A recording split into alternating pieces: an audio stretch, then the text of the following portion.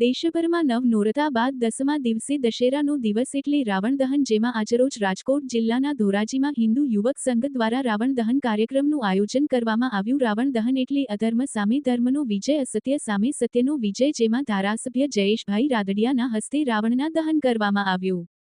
ધોરાજીના બાપુના બાવલા ચોક ખાતે દર વર્ષની જેમ આ વર્ષે પણ હિન્દુ યુવક સંઘ દ્વારા રાવણ દહનનું આયોજન કરવામાં આવેલા। રાવણ દહનમાં રંગબેરંગી ફટાકડાની આતશબાજી સાથે રાવણ દહન કરવામાં આવેલા। રાવણ દહન જેતપુર જામકંડોરણાના યુવા ધારાસભ્ય કિસાન નેતા જયેશભાઈ રાદડિયાના હસ્તે કરવામાં આવ્યું। ધોરાજી તથા આજુબાજુના વિસ્તારના લોકોએ કાર્યક્રમમાં બહોળી સંખ્યામાં ઉપસ્થિત રહેલ હતા। હિન્દુ યુવક સંઘ દ્વારા જણાવવામાં આવેલ છે, આ રાવણ દહન કાર્યક્રમને સફળ બનાવવા હરકિશનભાઈ માવાણી, ધર્મેશભાઈ જાગાણી, શરદ ઠેસિયા, અશ્વિનભાઈ વઘાસિયા, હિન્દુ યુવક સંઘના સભ્યો અને કાર્યકરો સહિતના જહેમત ઉઠાવી હતી।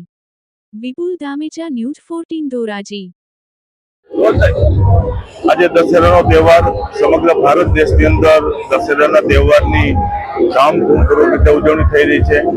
દશેરાનો તહેવાર એટલે અસત્ય ઉપર સત્યની જીત, અધર્મ ઉપર ધર્મની જીત, અને જેના ભાગરૂપે આજે ધોરાજી ખાતે હિન્દુ યુવક સંઘ અને અમારા પ્રમુખ હરકિશન માવાણી અને ટીમ દ્વારા આજે રાવણ દહનનો કાર્યક્રમ યોજાયો હતો। ફરીથી સૌ લોકોને આજે દશેરાના તહેવારની હૃદયપૂર્વકની શુભેચ્છા આપું છું। અને જે રીતે અધર્મ ઉપર ધર્મની જીત થઈ, એ રીતે આપણા દેશોમાં આપણા ધાર્મિક કાર્યક્રમો, આપણો ધર્મ જળવાઈ રહે, આપણી સંસ્કૃતિ જળવાઈ રહે, આપણા સંસ્કાર જળવાઈ રહે, એવી દશેરાના તહેવારે હૃદયપૂર્વકની શુભેચ્છાઓ।